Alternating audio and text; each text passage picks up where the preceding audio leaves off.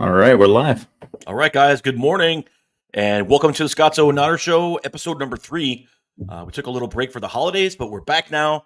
Ray Bones is going to join us here in about 20, 30 minutes.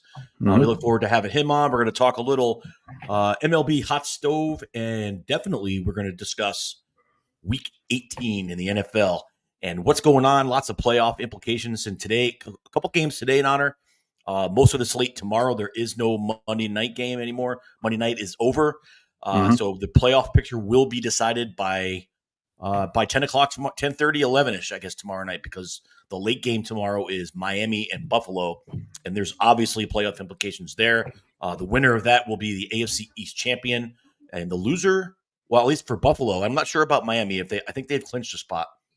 I'm not sure. I have to check on that. No, I think they did. I know Buffalo's at least got a wild card. Yeah, Buffalo's got to win though in order to get. Yeah, they might go into tomorrow's game knowing they've already got a spot.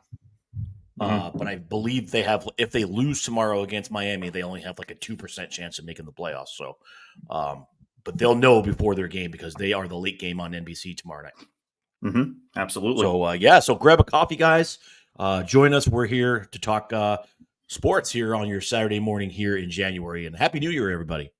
Yeah, Happy New Year. Thanks for everybody that tunes in today. I know it's kind of a last-minute show, but I've been doing some renovations in the house. I'm getting the office and studio set up, and with the holidays, it was pretty hectic to get a show in. So we decided to do a quick Saturday morning show. We got some MLB to talk about, lots of free agency news going on. There's some top-tier players that still haven't been signed, which we're going to get into. And, of course, obviously with the NFL and the playoffs coming up, it's, we're really looking forward to it. So we're hoping to have a good show today. Yeah, absolutely. I'm going to start the show here this morning with saying congratulations to the United States men's junior hockey team as they went to Sweden to participate in the World Junior Championships, and they are bringing home the gold, baby. 6th time the United States has won the World Junior Championships. First time since 2004 was the last time they won. So it's been 20 years. It was great. Listen, they went in there. Canada did not even make the medal round, surprisingly. But the United States plowed through everybody. They beat the Czechs. They beat Finland. They struggled with Finland a little bit. They beat the Czechs. The Czechs won the bronze medal, I believe. But the United States plowed right through everybody, faced the host team, Sweden, in the gold medal match, and they just whooped them. I mean, the final score was 6-2. They dominated whistle to whistle, and it was a great victory for the United States. And one of the things I loved, Nonner, was at the end, and I think I posted it on my personal page. And maybe I should have. I'll post it on the group on the show page later. But at the medal ceremony, the boys they linked arms and they all sang the national anthem. And that's folks, is how you represent your country at a world. That's the way it should be. That's the way it should be. And hockey always seems to get it right with that kind of stuff. You know what I mean? It's just, I'm a lot of people know I'm not a huge hockey guy. I don't follow hockey. I do love watching hockey live. I think it's one of the most impressive sports to watch live. It's great. But yeah, hockey always manages to get it right, especially with these Olympic teams. And, when it comes to playing hockey for your country, there's something different about it. You know what I mean? We love the World Baseball Classic and, all that kind of stuff. But hockey's just different, man. Yeah. I mean, my love of hockey started a long, long time ago, 44 years ago, when the United States beat the Russians in Lake Placid. And that was my first real exposure to hockey. I mean, growing up in New Jersey, we didn't have a team. Everybody was a Rangers fan, or the Islanders were in their heyday then. I grew up in a Rangers household, but my first real exposure to hockey, I was only 9 years old. And I fell in love with the game that day when we beat the Russians. And I've been a huge fan. It's my favorite sport. It'll always be my favorite sport. I enjoy it at every level. I enjoy watching the college kids play. I enjoy watching the local high school kids play. Especially, I like the minor leagues. Like you go to Hartford. We're lucky to have 3 teams in our area. Actually, if you count Worcester and Springfield, we have like 5 teams in our area. Yeah. Yep. You have absolutely. Bridgeport, Hartford, Providence. They all are all local teams. I think Bridgeport is the Islanders, Hartford is the Rangers, and you have Providence, which is the Bruins. And we're lucky to have it. And that's good hockey because those are the kids that are working hard to get to the NHL. It's great hockey. You see a lot of fights. A lot of people go to the hockey because of the fights. And listen, one of these days, we are going to get you to go to a game together. I know. I've been to a bunch of P Bruins games. I brought my son to his first hockey game not that long ago. And listen, if people don't know about, P Bruins or any of the other, it's very affordable tickets. Like Absolutely. it's a great, it's a good night out with the family. Like if you go watch the Bruins, you got Dave and Buster's over there. There's plenty to do right around the arena. So good places to eat. So, I do want to go to an NHL game. I've never been to an NHL game. So hopefully one of these days we'll get to one. I don't even have a team. I just never grew up watching hockey. I was a baseball, football family. And I think I'm only assuming because I always took after my grandfather and my dad. But if I had to assume a hockey team, it would probably be the Rangers just because of the New York thing. And I know you're going to bow your head. You're going to be very upset with me, but that's what I would assume. But I can't get myself to watch the Bruins just because of the Boston thing. But, my cousin, who's a diehard Giants fan and Yankee fan, he's a huge Bruins fan. So, I mean, it is what it is. I'll watch. I'm a Devils fan, and I'll watch for. Yeah, exactly. But I'm a Jersey boy. So I'm a Jersey boy, so that's my team. Yep. Before the Devils were around, I kind of skirted around with the Bruins a little bit because, there were some great players back then. Bobby Orr played back then, and you had Ray Bourque was one of the greatest players of all time. He was playing back then, and I kind of low-key rooted for the Bruins because they always were kind of nasty. Like Philly was kind of nasty. They had the Broad Street Bullies. But the Devils came around in '82, man, and I was hooked. They were terrible for a long time. I mean, they were god awful. I mean, the first season they won, I think, 14 games out of 82. And my dad took me to a game, and the first NHL game I ever went to, the Devils actually won. They beat the LA King. They beat the LA Kings 5-3. Yeah, your dad had season tickets, right? At one point, for a long time, yeah, yeah. Since day one, yeah. And my dad took me to a game, and out of the 14 games the Devils won that year, I got to see one of them, and I was hooked, man. I used to listen to the games on the radio because cable TV didn't exist in the 80s, in the early 80s. So if you weren't on the local station, which the Rangers and Islanders dominated, you didn't get any exposure. And the Devils were on some like mom and pop radio station, WMCA out of New Jersey. It was a little tiny shack with a giant antenna out in the swamps in the Meadowlands. Yeah. And I used to listen to it every night, man. And I would imagine it. And that kind of like for every sport, I think for every sport, kids nowadays don't do that because there's so much exposure and there's so many different media outlets to listen or watch. But there was nothing like growing up, listening, putting your headphones on at night and listening to a game. Yeah. Especially baseball. I was fortunate enough to grow up in the era with the Yankees where we had Phil Rizzuto, Frank White, and Frank Messer. And then eventually Bobby Mercer and Tom Seaver joined the crew. And they used to rotate out of the booth, right? It wasn't John and Susan the whole game. Yeah. Scooter would come on for 3 innings, and then he would hit. At the 6th inning, Scooter was out, man. If you watch the old broadcast, he used to joke about it all the time. He never would stay till the end. Scooter was on the bridge by the 7th inning. He was on the George Washington, headed back home. Yeah. But I was fortunate because it lets you see the game. When I say see the game, it's radio, but you know what I'm saying. It lets you experience the game in a different way because it makes you use your imagination. And we've lost that, I think, as a society where we don't have that anymore. Because I still like listening to the game on the radio. Oh, God. There's something about trying to imagine it and seeing it in your head that makes it better. When I was on second shift, evening shift at work, I would always put the Yankee game on the radio because I wasn't always able to watch it. Right. But fortunately for me, I grew up around my grandfather all the time, who was hands down the biggest Yankee fan I ever met. And my grandfather would always have the games on the radio. But when MSG was a thing and like he started watching the games on TV a lot more, he would actually turn the volume down on the TV and turn his radio on, and he would watch the game and listen to the radio because he just loved the radio. You know what I mean? And that's what got me, I listened to a lot of sports radio when I was younger, and I listened to a lot of baseball games and stuff like that on the radio. That's what got me into this type of thing. So I think it's unfortunate for this generation who didn't get to experience that. I mean, you can still experience it, right? You can go on Odyssey and listen to the Yankees, or you can listen to whatever on radio, but there's something special about listening to a game on the radio, because, you're always waiting for that next thing to happen because you can't see it right in front of you. So it makes it a lot more interesting.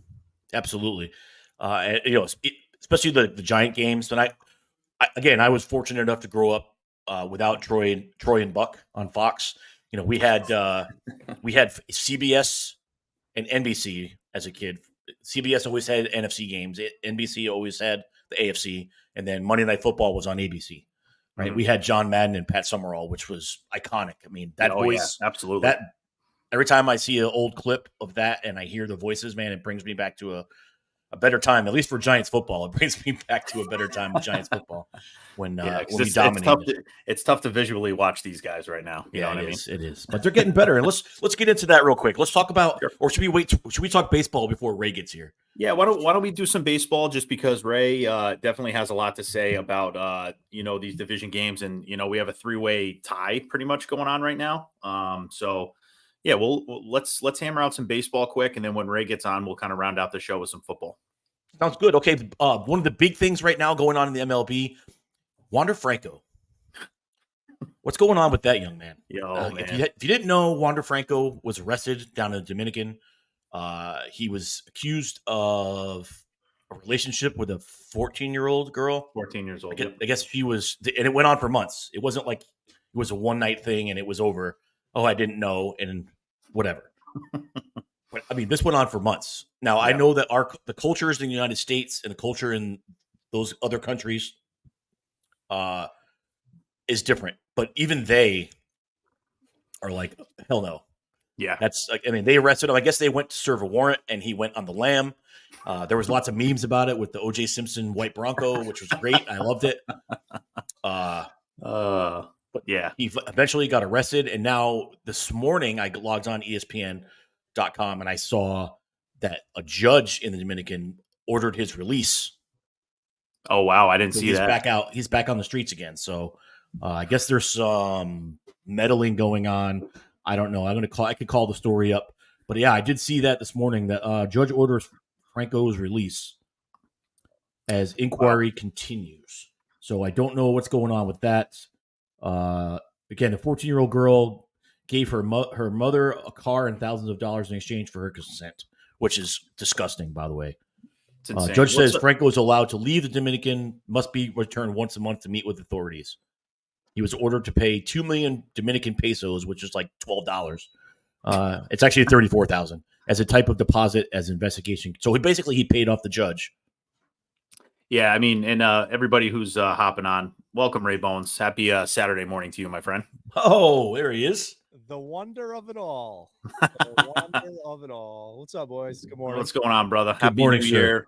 Yeah, so Ray, we actually kind of started off and we talked about listening to sports on the radio as opposed to watching on TV. We started with a little hockey, believe it or not. And I don't know, it's crazy. Nothing crazy, but we did a little hockey, but we figured we'd hop into MLB and then we'll round out the show with some big NFL talk. Obviously, we got a lot going on in the NFL, but yeah, Scott, I don't know the laws over there, right? Like, things are so different over there.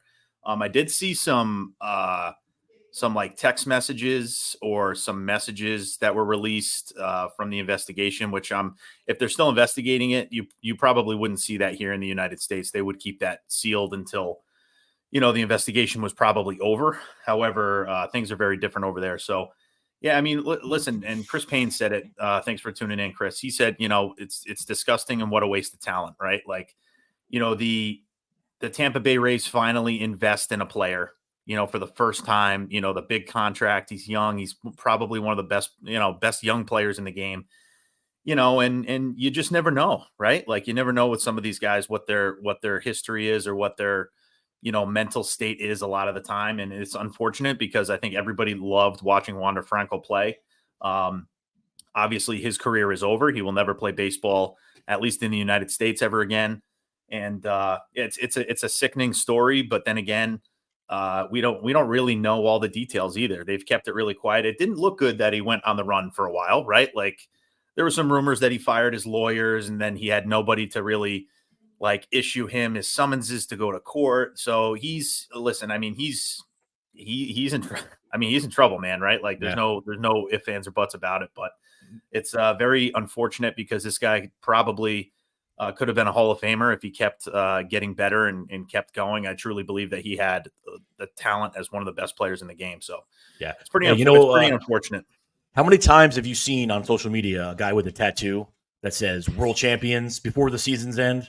Like he'll get like a San Francisco 49ers world champions 2024, and then they lose in the first round.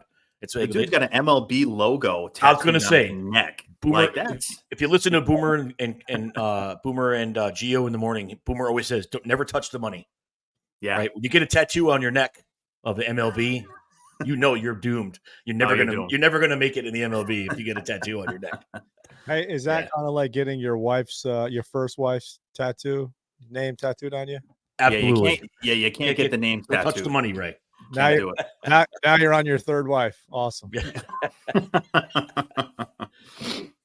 Yeah, so pretty crazy, crazy stuff. But there are some other great big stories in the MLB trade arena.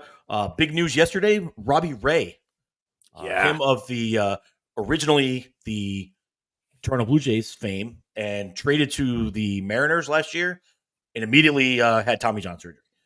He got traded to the San Francisco Giants yesterday for Mitch Haniger and Anthony DeSclafani. What is his name? DeSclafani. DeSclafani. And listen, Haniger and DeSclafani are good players. I mean, a couple of years ago, those guys were exciting players for the year the Giants blew everybody away and won like 104 games. Mm-hmm. Those two guys were really good players, and they kind of had an off year last year. Of course, we said Robbie Ray had the Tommy John last year, so we'll see how that works out. But I think both sides got a good deal there. It obviously. Injuries will have to come into play there. I'm assuming after the Carlos Correa fiasco last season that the Giants did their due diligence on Robbie Ray, and they're confident that he's going to come back and be strong. So that remains to be seen. Did you see that the White Sox signed Martin Maldonado? I did see that. That's huge. That's huge. I mean, that's huge for the rest of the league because he's a fantastic catcher. Mm-hmm. And that's a huge loss for the Astros, in my opinion. Yeah. He had a really nice post that he put out thanking like the Astros community and this, that, and the other thing. As a player going to the Chicago White Sox, I don't know how excited I would be to be a part of that organization because it's an absolute dumpster fire. However, the Chicago White Sox got a very, very good catcher and a very good clubhouse guy, according to what I've read. So I think they're trying to change the whole organization. And I think bringing in Maldonado is a great move for them. I really do. Yeah. Other big news in the MLB trade arena, Mets signed Harrison Bader.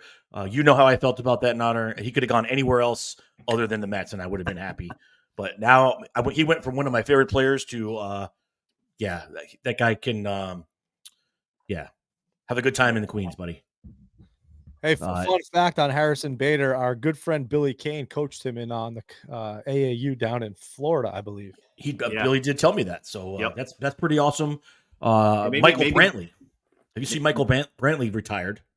Oh yeah, I didn't know that. Okay, I didn't see that. Yep. He was always he was always hurt. Good ball player, but always hurt. And then I think he was on the Yankees radar for a long time. Like he was always in the mix. If I'm thinking of the same guy, right? Outfielder. Yeah, absolutely. He bounced around a lot, but he was pretty solid. A pretty solid player a bench player for the Astros. He came up with a couple of big hits, but he won a couple World Series with them. Yeah, lefty bat, right? Yeah, he's a good player, but he's retiring. And then the other thing, and I'll let you chime in on this, Ray, as our resident Sox fan. Oh boy, Chris Sale goes to the Braves, and a very, very, very financially friendly deal for the Atlanta Braves, and not so much for the Red Sox because they're still paying his salary, basically. What are they paying? Like 17 million? 17 million. Yep. Yeah, 17 million left on that. You know what? See you later. Goodbye. It freed up some money. I guess freeing up something is better than nothing. I mean, that's probably the best way I can look at it. But Chris Sale is made of tinfoil. That's about all I'm going to say about that one. He's been very disappointing the last 3 years. So yeah, I think I used the term candy glass. The dude's which is more fragile than actual glass. Yeah, my buddy John Wu-Tang, what's up, buddy? Thanks for tuning in. He wants to know what Craig Breslow's doing. He's confused. Listen, I for one, first of all, let's be real. I think Chris Sale, as long as he's healthy, is going to be phenomenal for the Braves. I really do. They extended him already too, which the Braves always do. Whenever they get somebody in a trade, they always extend them for super cheap, like super team friendly deals. But in a way, I was extremely confused too, John, when this happened, because I'm like, well, Chris Sale's been hurt. He really hasn't been around.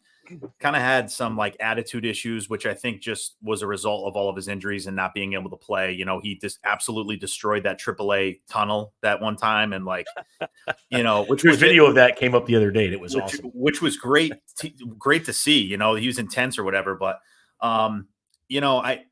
I still think the Red Sox are trying to figure out their identity in all seriousness.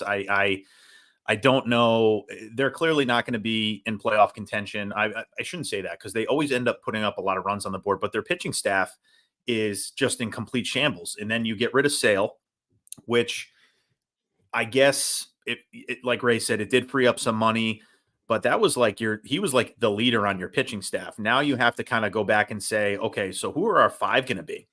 Like who are our 5 starting pitchers going to be? They haven't made any moves to go get another pitcher. I don't know if they're in this rebuilding stage at this point, but I think it was a great move for the Braves. I mean, they needed another pitcher, and I think if Sale's healthy, he's going to do great in the National League. I mean, Sale's been great in the AL East for a long time. So, the Braves needed that one more arm, I guess. I still think it's kind of a question mark as to his health, but Chris Sale also had a lot of bad luck too, right? Like I forgot who hit the ball, but broke his finger like one of his first games back after coming off the IL. And was it against the Yankees? It was against the Yankees, I'm sure. I don't know who hit the ball though. Like I don't remember. Either way, I don't know. I think the Red Sox are still trying to figure it out. I truly don't understand why they haven't really been in on some pitchers. I mean, I keep seeing Blake Snell's name pop up with the Red Sox, but at the same time, do they really want to allocate a ton of money to one player when in the next 5 years they may not win anything? You know what I mean? Right. So I think they're in a really weird spot. Yeah. But by the way, just to kind of touch on that now with the Red Sox, is that now they're looking at freeing up some money to get rid of Yoshida and Kenley Jansen. Now, what is Craig Breslow doing, honestly? Because you bring this guy in, it's 18 million a year with 72 over the next couple of years. I mean, is that a huge amount of money for a player that's producing? Like we're getting rid of everybody. He's one of our best offensive players. What are we doing? Yeah, I saw that and I was like, what is going on? I mean, maybe they have something. Maybe they're looking at trading him for Dylan Cease, which. I mean, no, thank you. And no, thank you on that one. All 72. I'm good.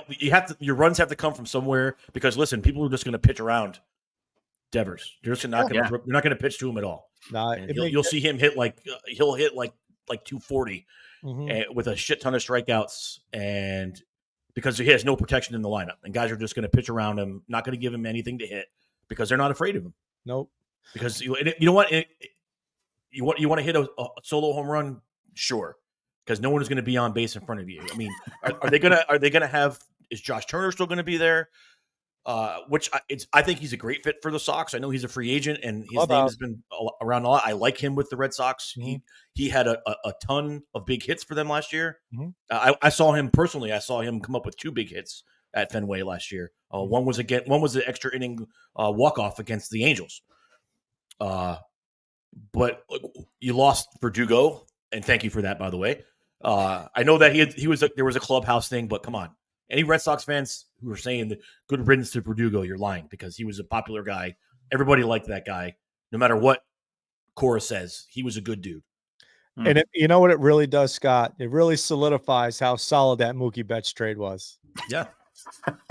Jesus. I think the Yankees have gotten all the players that have been involved in the Mookie Betts trade. Thanks for trading Mookie Betts. Even Jeter, we even got Jeter Downs. Like out of all the players, we ended up with him too. It just he was part of it.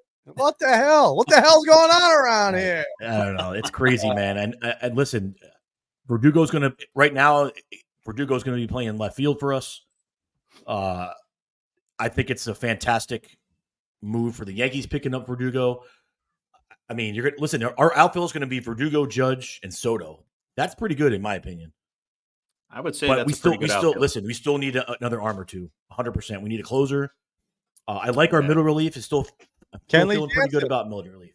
I don't want Kenley Jansen. Yeah, we'll end up with Kenley Jansen. You watch. I'd rather have what we have than have Kenley Jansen. Yeah, there's no point of having Kenley Jansen, honestly, for us, because we don't have anybody that's going to get us to the end of the game in the first place. So yeah, I'm okay with them letting him go. But other than that, I mean, I'm not familiar with the Yankees, or the Red Sox farm system. I don't know much about it. I don't know if they have some plans for some younger guys to come up this year and give it a shot. But yeah, it's concerning for Boston. But at the same time, I think a lot of the Red Sox fans knew going in this year, especially once the Sox traded Verdugo, they're like, oh boy, like here we go again. Like we're just going to have to get through the season and we'll figure out what's going on at the end of the year. But Scott, I want to get back to real quick. You were talking about the Yankees and obviously there's, a lot of talks about pitching, right? We need pitching at this point. We've gotten the left-handed bats that we needed. We've got the essentially our starting lineup is filled. Like we're good to go. I could probably tell you what the starting lineup is going to be tomorrow, but there are some holes in the pitching staff and a lot of rumors going around. Blake Snell is available. Jordan Montgomery's available. Hader's available. Shane Bieber is on the trade on the trade block for the Guardians. So I want to know what you guys think, and even Ray, not being a Yankee fan, but still who you think would be a good fit. Scott, who are you thinking that the Yankees are going to try and get as far as filling that, essentially that you got to figure it's got to be a number 2 guy, right? Because Rodon's not a number 2 guy right now. I listen, the smart move here would be to go sign, work out a deal, and go get Jordan Montgomery, because all he's going to cost you is some money. He's not going to cost you any young talent. He's a perfect number 2 guy. And Chris Payne, thank you, buddy. You took the words right out of my mouth.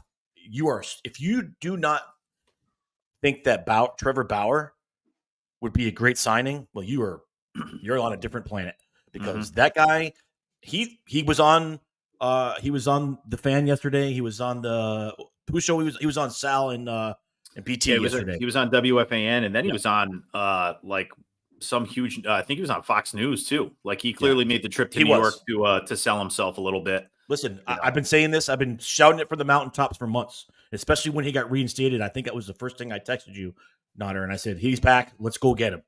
Because, hear me out for a second. There's reasons why. Because he's not wrong yesterday when he says he's still a top 15 pitcher on the planet. Because that dude had a great season in Japan. Now, whatever you think of him, whatever. His personal life aside, it's whatever. He didn't get found guilty of anything. I know people say, well, not guilty doesn't mean you didn't do anything wrong. Whatever, right? He got played in a system.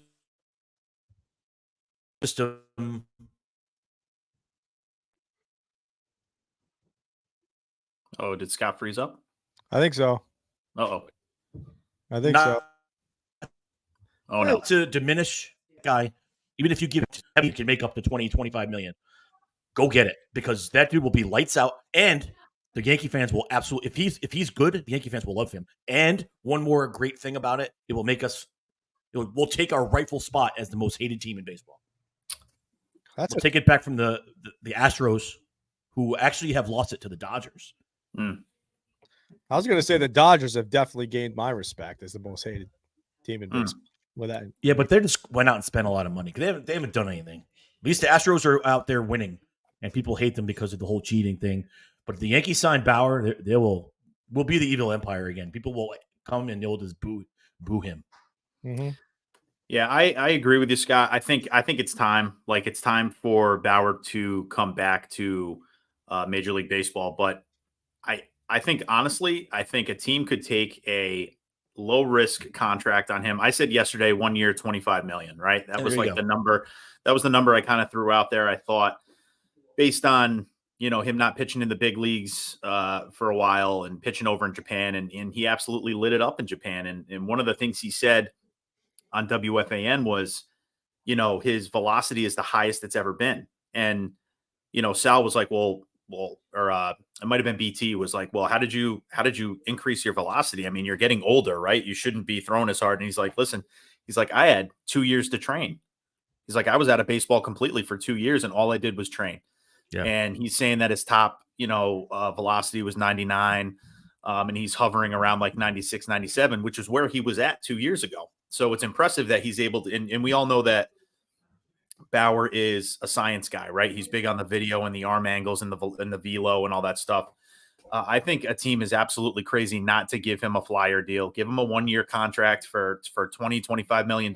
He would take it. I think he would take any team that would offer him something. He would go, even a team like, the Baltimore Orioles, right? Like who haven't done much in the offseason. They're a competing team in the AL East. Like they would love to have a guy like Trevor Bauer. Boston. I think any team could use him. It's just a matter of, do you want the baggage that comes along with it? And it seems as though, based on his 2 interviews, that he has really toned it back quite a bit as far as, his antics and his interviews and things like that go. So, I mean, I hope he learned his lesson. I mean, he was reinstated and found not guilty. He's going to have that stigma regardless, but he could certainly help a major league team out. There's no question about it. Yep. And I think the dude deserves a second chance. I really do. I do think so too. And Chris brings up a good point. Him and Cole had some beef. But here's what I'm saying. If I'm Garrett Cole, even if I have beef with Trevor Bauer, I'm putting that aside for 6 months. A World Series? Let's go for a World Series, man. The 1977-78 Yankees, most of those guys hated each other. Mm. And look what they did. They were a juggernaut back in the 70s. They all hated each other from the manager down. You can coexist. You don't have to be best friends, and you don't need to take warm showers together until the wee hours of the morning. All you need to do is go out and compete and be with each other for 6 hours a day. Go out and win, and because winning solves a lot of problems. And you got to think too. Not for nothing, this beef went back to when they were both at UCLA, right? Like this, you had 2 studs on that team. Cole was obviously, the guy, and whatever. They had a beef when they were in college. Like, folks, we got to remember. Like, we're adults. They're adults. Like, if they still have a beef from back in college, there's a little bit more there than we think. But I think that if Cole and Bauer were to be in the same rotation, you would probably see them feed off of each other. I said this a couple years ago when I thought the Yankees should have gone after Bauer before all that stuff happened. But I think Bauer would be a great fit on any team. And Chris Payne said the same thing I did. He's like he would take anything at this point just to get back in the game. And I think if you give him a 1 year deal, who cares about the wins, right? At this point, wins, in my eyes, wins don't really matter much. It's all about the ERA and the whip and the WAR. But I think if, you give Bauer a 1 year deal, you get him around a 3.35, maybe even a little bit higher than that ERA. That's a success in my eyes. You know what I mean? And yeah, absolutely. I think it's time. It's time to let Bauer outage come back and, play some Major League Baseball. I would love to see it, man. I think you guys still got some left in the tank. I think he can help the Yankees or any team who was that close to getting there. I think he would be a huge difference maker for any team that wanted to take that next step. Mm-hmm. So, hey, listen, we got baseball next month, Nader. Spring training starts in 6 weeks and less than 5 weeks now. And there's still a lot to happen between now and then. And we're going to be here to cover it all. But we got to get into the big news, week 18 of the NFL. And I know that Ray's chomping at the bit. He wants to stop talking about baseball. Let's talk about some football. I want to give a little Blake Snell insight for you guys, actually. Oh, let's go. Yeah. As far as who, if I was a Yankee fan, who I would love, I think you hit it right with Jordan Montgomery. Because you know what you're getting with Jordan Montgomery. He's played in Yankee Stadium. He's heard it from the New York media. That's the only thing with Blake Snell I'd be very concerned about. He was in San Diego, small market, and he absolutely fucking blew horse whatever at the beginning of the season last year. He was awful in the first 2 months. He was bad. at that point, you have the New York media all in your head, in between your ears, and you got to listen to that. And I don't know if it's gonna beat them down or what, but you've seen it, I've seen it. Some players aren't built for the Big Apple. So that's my only concern with Blake Snell. Go out, get Montgomery, and call it a day. There you go. I'm with you. I mean, I'd love to have Blake Snell. At this point, I just want any arm that's going to help us win.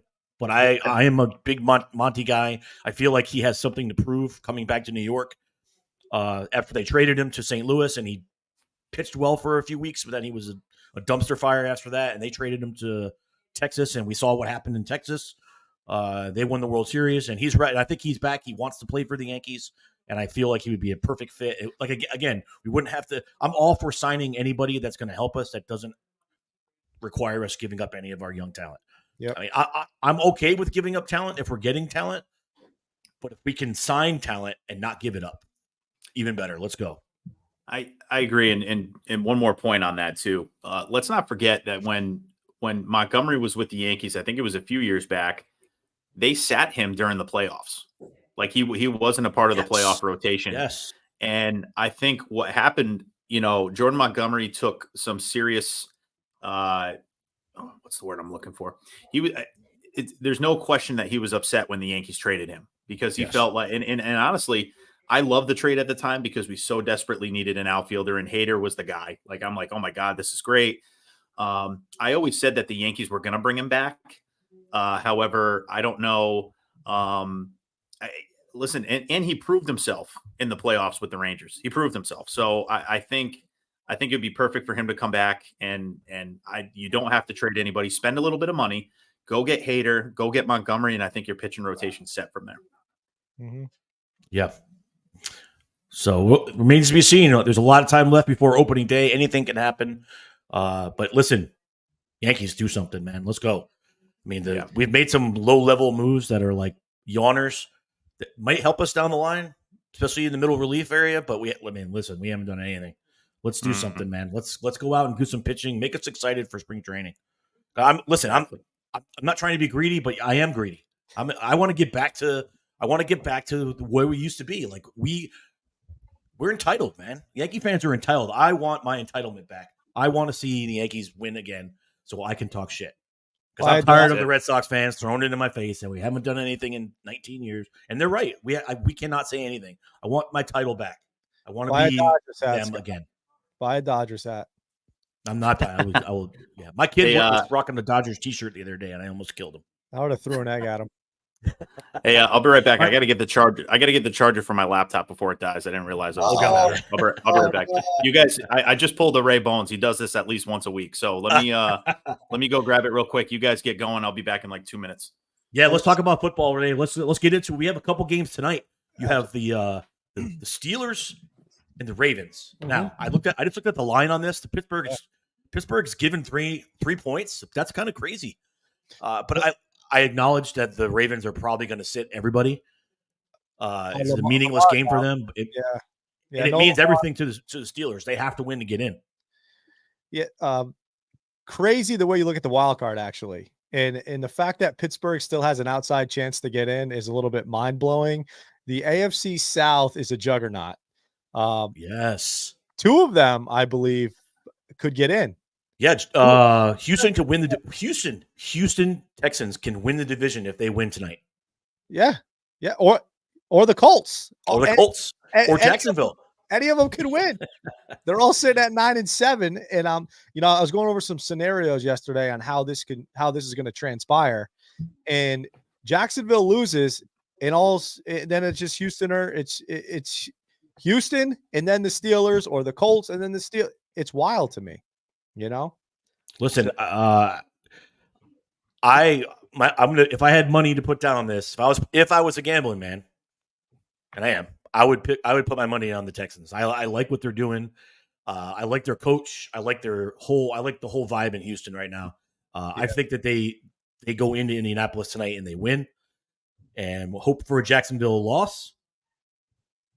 I don't know. I like the Texans, man. I really like what's going on there. I thought you were a Minshew Magic guy, Scott. As far as back I can remember, I like Minshew, but I like the Texas. I like the Texans, man. I really like them. I like what's going on there. CJ Stroud's balling out. Yes, sir.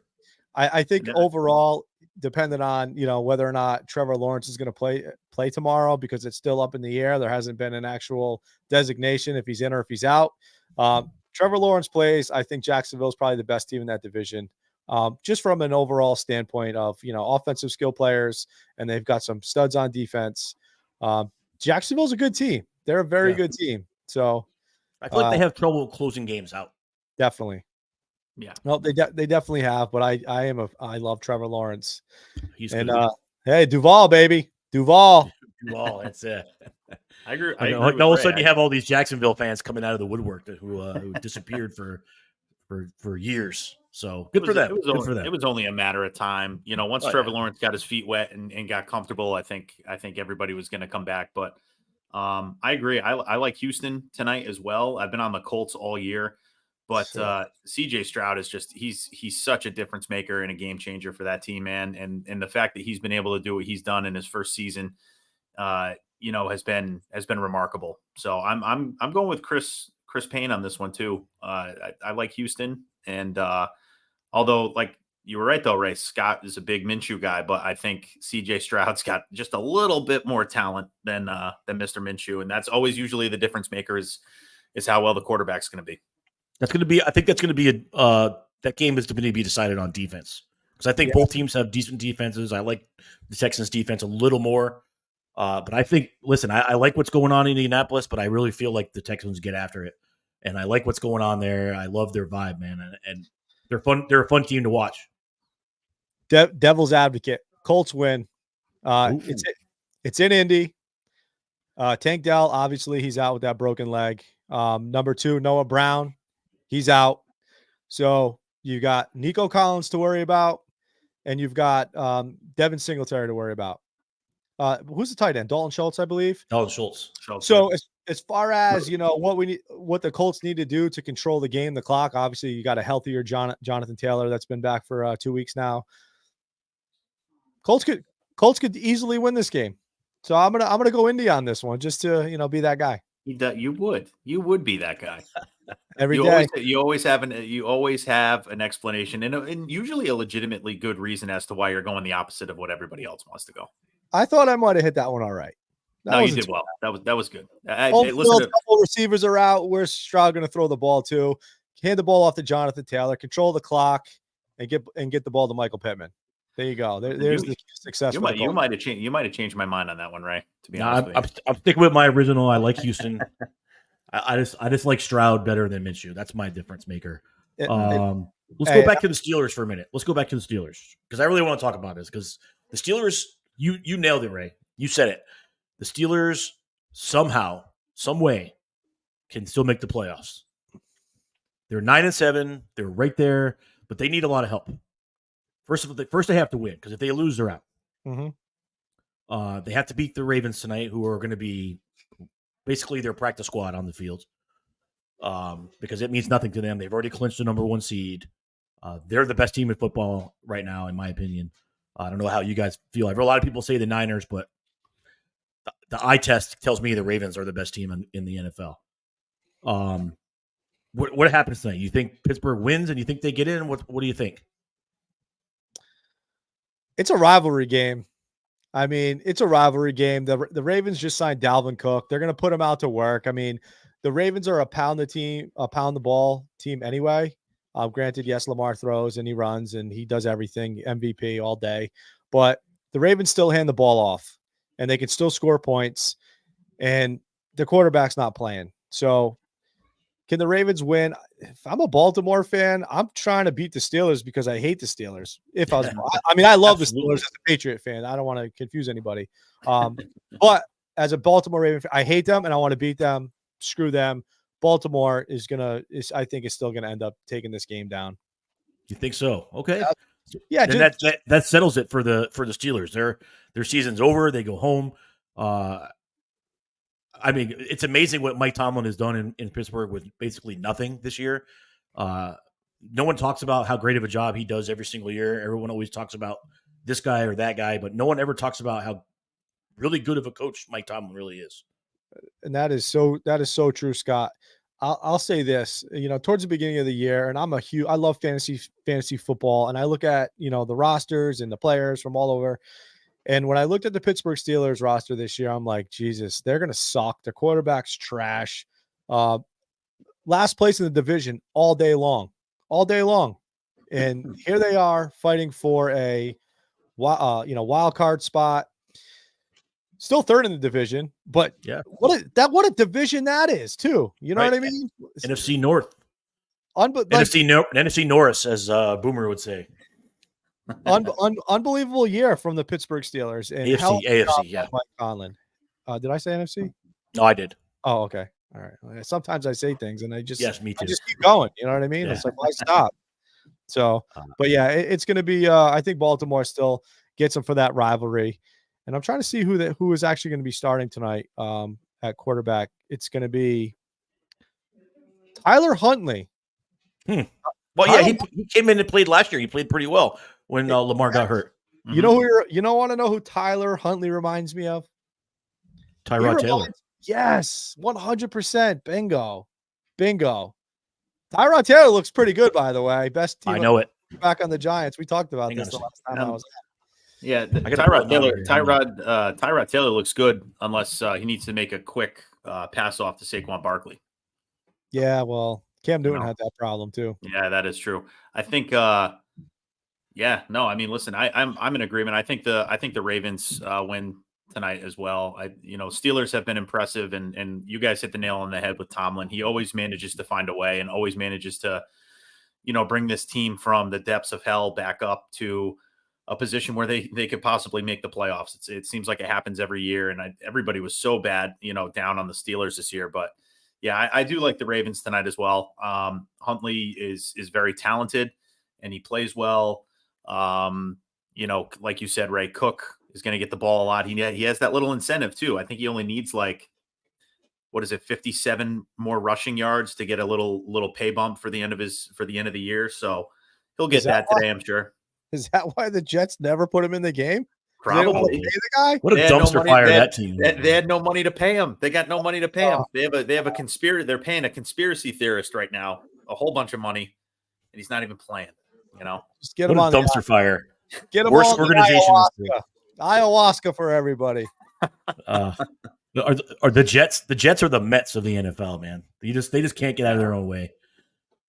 From the third snap of the season till right now, they are just an absolute dumpster fire, and I can't love it enough. I'll tell you that right now.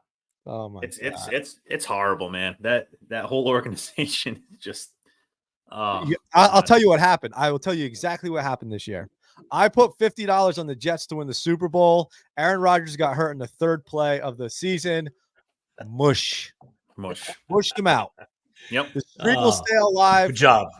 I don't want to lose to the Jets tomorrow. Even though it's going to cost us a draft pick, I still want to beat them because they're the Jets and we don't lose to the Jets. I know. Listen, people cannot give tickets away to that game tomorrow, by the way. Someone offered me free tickets, club level seats to that game tomorrow, sitting inside. And I said no. I don't want to drive up there in the weather. I just don't want to do it, man. To watch those two teams play. I mean, the only reason I would even say yes is because it possibly could be Belichick's last game as a Patriots coach, and I would love to see that. But yeah, no. Still not worth it. No. Very not worth it. It's a very disappointing thought to think that we're that far removed from greatness. I know it. It sucks. With the same coach. And listening to WEEI every morning on the Greg Hill show, which is a fantastic show, is very angering. Is that a real word? Yeah, sure. Angers the hell out of me. Infuriating sounds better. Infuriating. That's better. I like that much better. Makes you sound intelligent. Yes. I'm not trying to take that thrown away from anybody. Yeah, it's definitely infuriating. I can't even say it, so I'm going to keep it moving. That's how angry you are. Infuriating. It pisses me the fuck off. All right. There it is. Just let it out, Ray. Just let it out, man. No, listen. That's what makes us fans, right? I mean, listen. My team has been trash. Not our nice team has been trash for 10 years and counting. We had one good season in between. Actually, two if you count last year. We had the yacht trip where we laid an egg in Green Bay after such a great season with full of promise. OBJ. That was OBJ, right? That was OBJ. Yeah, I heard. Did you see that he was renting out another yacht for the Ravens? Yeah. Yeah, I think Lamar was renting out a yacht, and I was going on in one of our group texts. We're like, "No, dude, don't do it. Don't get on the boat. Don't get on the boat. Don't take a picture for whatever you do. Don't take a group photo." But listen, I get it, man. It's infuriating, but again, that's what makes us fans. It's part of it. You know, you stick with them, good times and bad, and it makes it when you win again, and eventually you will. Unless you're a Jet fan, you're never winning ever. You've never seen your team win, and you never will. But our teams will win again. And it'll make it all that much sweeter. Yeah. Just look at me. I've been a Knicks fan my entire life. That's the only team I root for that I've never seen win a championship. And I don't think I ever will. They suck me in every year. They're doing it again to me this year. They're playing good football. They are playing good basketball. They made a nice trade, which I'm super happy about. And they got me excited about the NBA again. But I know eventually what's going to happen. We're going to another early exit, second round playoff loss to the Celtics. They did look good last night. They played the Sixers, though. Let's be real. I still feel like, listen, I don't want to change the subject, but I just got to get it off my chest because I am rocking the colors today. Nice. They beat the Sixers. Oh, that's a good win. Did MB play? He did. MB was the only thing the Sixers have. But the Knicks won by 32 points. Holy cow. Yeah. They got Anunoby. He's an elite defender, which is what we needed. He's a perimeter defender, and I love that about what we did. Just everybody. Quentin Grimes is great off the bench. I mean, you just need some consistency out of Jalen Brunson. He had 29 points last night. Yeah. I like what's going on. It's just we're one player. I still like to be one player away. One player that will solidify the lineup. And Travis Levine. That would be great. That would be a great addition. There's Karl Anthony Towns is another name that's been getting thrown around a lot. So, that'd be a good one. Listen, Julius Randle is playing his best basketball as a Knick right now. He's playing fantastic. He started slow, but he's playing great. So they got it going on, man. But again, they're sucking me in. They're setting me up for that second round blowout loss to the Celtics. Because we're going to go in, we'll beat somebody in the first round, easily like Atlanta or Miami or somebody, and then we'll lose to the Celtics big. Celtics and I'll tell myself that it's okay. The Celtics are the best team in the NBA. Oh, by far. They're so good. I know they are. So but it good. won't be okay because the Knicks they've won in my lifetime, but I was too young. I was a baby. Let's be honest. Michael Jordan stole 3 championships from us. And then the one year that we made it, that he retired, Olajuwon stole it from us. So it is what it is. Yep. But anyway, let's get back to the NFL, guys, because I could go on all day about the NBA, and that's the kind of boring to people that are watching. There's a game tomorrow night that I cannot wait for, with a huge playoff implications: the Miami Dolphins and the Buffalo Bills. I love this game for so many reasons. I love it for the Dolphins because I love to see Tua have a little redemption from everybody who says he's terrible. I love their coach, but I love the Buffalo Bills, man. I love what they got going on. I love Josh Allen. You guys know that I love Josh Allen. I have for years. I was on the Josh Allen MVP hype train for years. I like what they got. They're one of the 2 teams right now that if you're an AFC team, you do not want to play in the playoffs. The other team is Cleveland. I think if they win tomorrow night, they could go on a run. Because they have to win. Let's be honest. They have to win tomorrow. Yeah. They have to beat Miami in Miami tomorrow night to get into the playoffs. I looked at the playoff clinching scenarios. The Bills need a lot of help. But they got to start. They'll know tomorrow night what they got to do to win. Well, they definitely can do it. They definitely have the leader, like you said, Josh Allen, absolute stud, one of my favorite players in the NFL. Pretty much does everything. They just gotta keep plugging along. They've been on fire. Miami has not been on fire at all. Miami's had a lot of injury problems too. Yeah. But you know what? The Bills, and I said this before, the Bills lost their best defensive player in Matt Milano and their best shutdown corner in Tre'Davious White, and they're still there, and they're still hanging around, and they can score points when they get that offense clicking. Obviously, they got rid of Ken Dorsey, and I forget the other guy's name, and that's the OC. But ever since they made that change, it took literally 2 weeks, and the Bills have been going crazy. So Buffalo is absolutely the team you don't want to play. Along with the Browns. Threw a little bit of money on the Browns, Scott. Sorry. I told you guys 3 weeks ago, man. Scott's been on the Browns for a few weeks now. He actually put 3 a little weeks money ago. down I put money when the Browns were plus 6,000. Now they're plus 3,500. So I $50, man, and gets me $3,000. I'm happy. It's a good trade off. Plus, I'll get to enjoy watching Joey Flacco. I'm chomping at the bit for a Browns Ravens AFC Championship game. Joey Flacco gets redemption, beats the Ravens, goes to the Super Bowl, and wins it for the land. Let's go. Let's go. I'm on that train right now. I like anybody but Dallas. Anybody but I don't think we got to worry about Dallas, Scott. I don't know, man. They're one of those teams that's streaky because their defense is disgustingly good. They stink. But they're good, but then they give up 35 points. You know what I mean? Like what the Niners did to Dallas it's kind of like what Baltimore did to the Niners. Completely destroyed. You think of the game of the week, and it really wasn't. Let me ask you this, because it's tough to beat a team twice. When you have a good team, it's tough to beat a team twice. Yeah, right. When both teams are good, we learned that because you're going to have to go through San Francisco. Mm-hmm. The road through the Super Bowl in the NFC goes through San Francisco. Mm-hmm. If they're on their game, because they have been playing kind of lackluster recently, the Niners have struggling against teams they should blow out. Mm-hmm. If they have to play at home, if Dallas has to play on the road in San Francisco, is it enough that do they have enough they can win that game? Because they haven't been able to do anything on the road all season. We've seen that. All their games, all their wins are at home. Except for the Giants.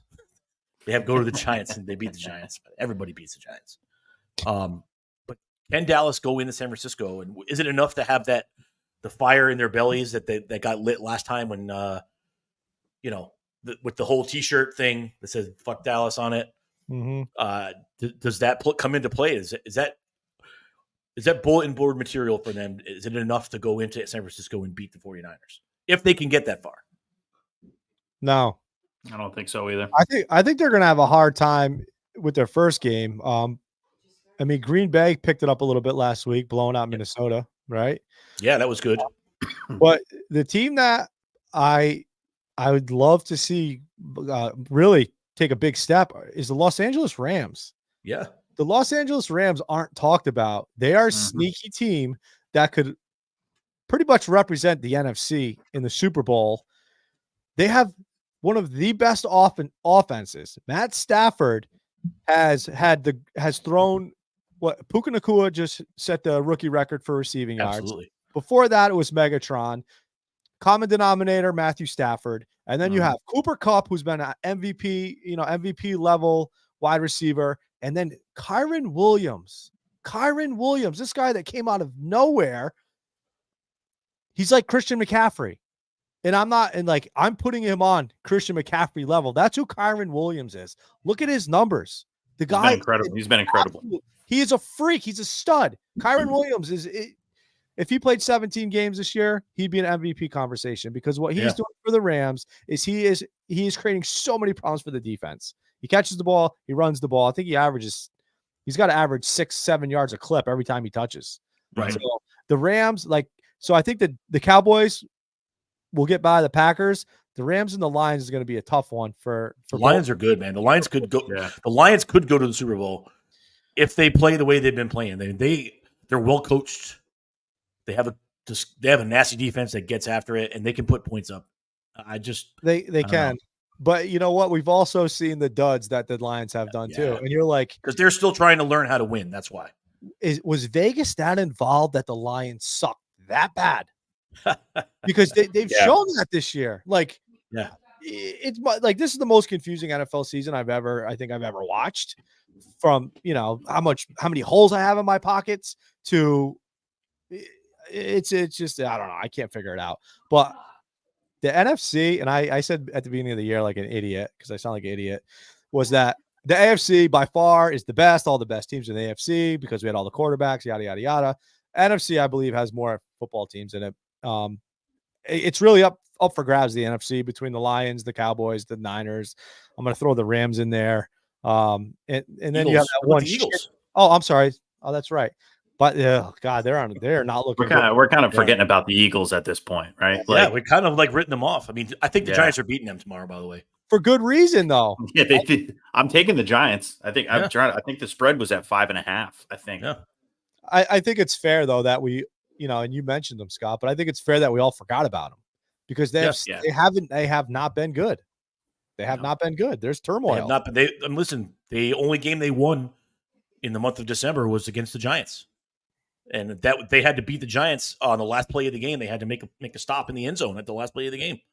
So they've lost. They lost to the Cardinals, which is at home. They lost at home to the Arizona Cardinals. Mm-hmm. That is unforgivable. What do you guys think the downfall of the Eagles was this year? There was always rumor that Hurts was injured and he had like a knee thing, which I didn't really see. I mean, I still think that Hurts played well. But was it a schedule thing? Is there a situation going on with the head coach and the players? Like what? I mean, you got Jason Kelsey's going offsides all the time. You know what I mean? Like, well, people are figuring it out. That's what I think it is. People are figuring them out. It's the defense. It's their defense. That's all it is. I think their offense is dynamic. You have a great running back in DeAndre Swift. You got the Slim Reaper. They have two good running backs, right? Brown. Yes. Yeah. Gainwell's been going nuts since and they have do they have Boston Scott still more heavily involved? Yep. But in the beginning of the year, the first week or first 2 weeks of the season, Kenneth Gainwell was the guy, and he was running all over the place and catching balls, and then he got injured, and then Swift came in and like, holy crap, here's a Georgia running back going nuts. But their defense has been giving up so many points. They can't, they have that big front with Jalen Carter and I can't think of the other guy's name, two Georgia guys. Yep. How can you run against them? How can you run the ball against them? And then you've got, Darius Slay out on the corner, and they're not getting to the quarterback. That's for sure. They're getting beat. Getting beat. They're right. Well, Slay is out, right? He's not playing. He's out. I think he's out this week at least. Yes. He's out this week, which bodes well for the Giants if Tyrod can get time to throw the ball downfield, because we saw last week against the Rams that the Giants have a deep threat. If they can get some pass protection, the Giants have a deep threat with Slayton, Jalen Hyatt. Jalen Hyatt. I'm waiting for that guy, but he's the one who Slayton has been our best receiver over the last 2 seasons, no doubt about it. Yeah, but if he can get out there, LSU, the Giants can score some points, and they did a pretty good job. They could have and probably should have won that game last week against the Rams. I mean, listen, that's like 4 or 5 games the Giants should have won. That you go back to look at some of these games. I mean, we're talking about, as bad as the season has been for the Giants, if we make a play or two here and there, we're looking at a 9 or 10 win season. As bad as they've been, because they blew some games where they should have won. Buffalo comes to mind. Philadelphia comes to mind. There's a couple other ones, Nodder, last week against the Rams that they should have won. The Jet game. Yeah. I mean, that's 4 right there. That's 9 wins right there. So I think the Giants need to seriously. And there was a story that just came out recently about how Saquon is now kind of looking to test the waters. And to be honest with you, let him at this point. Let him test the waters, man. It's been so disappointing, And I don't know if it's a coaching thing or I don't know. But I'll tell you one thing, man. Line thing, man. Nailed it. Absolutely. They can't run. They're worse. If it's possible, they're worse at run blocking than they are at pass blocking. And they're not. But they haven't done anything to fix it. That's the problem. You know what I mean? Because Bobby Johnson sucks. But you thought you did, though. You thought you fixed it, right? Because you guys were excited at the beginning of the year. Yes, sir. Absolutely. I mean, so they made an attempt, but they just didn't work out. Bobby Johnson sucks. That's what it comes down to. They got to change the offensive line coach. Got to happen. Yeah. Chris Payne just said it. Yeah, fire the offensive line coach. Bobby Johnson is a terrible, terrible offensive line coach. I heard about they're bringing back maybe Tony Soprano next year. That's a rumor. I'd like to see it because he was our assistant offensive line coach a couple of years ago. Let's bring him back, man. Let's get this because we have some guys that are good. What are you gonna have? Tony Soprano and Tommy Cutlets over there. Yeah, Tommy Cutlets and Tony. Chris Payne says it. Evan Neal. I was just about to say it, Chris. Evan Neal, move him from right tackle, put him at guard. That's where he plays anyway. Let's. I like John Michael Schmidt. I think hopefully he's back. He's back tomorrow. He's a good young player. He's a rookie. He's had a great season. Obviously, Andrew Thomas is a great left tackle, one of the best in the league. But listen, the Giants have to fix it. I know everybody wants quarterback, but I don't know, man. I'm kind of on the fence because there's 2 stud tackles in this first round, Mhm. especially the first 7 picks. There's 2 stud tackles, and I would like to see the Giants get either one of them. I'm okay if they pick quarterback. Obviously, I'm good, but I'd like to see them pick one of these tackles, man. Oh man, I think in all reality, you fix the offensive line coach, right? And then I truly believe you're going to see the Giants take a quarterback. I really do. Most likely. And that's the most likely scenario. and It's the reason So waste of a pick. I agree with you, Ray. I agree 100% because we know that Daniel Jones can play, right? We know that he can play. Is he worth the contract and the money? No, but the Giants felt like they didn't have a choice, and they signed him. It is what it is. Poor Daniel Jones, and I say poor Daniel Jones, but that dude was running for his life every single play, and he just never had an opportunity to get rid of the ball. It was only a matter of time before he got hurt. His neck, his knee. Like this dude doesn't have much left in the tank, I don't think, as far as injuries. That's what I'm saying, Notter. I was about to say, I worry about Daniel Jones. I worry about injuries. Can he come back? Not to me. If he hurts his neck one more time, that's twice.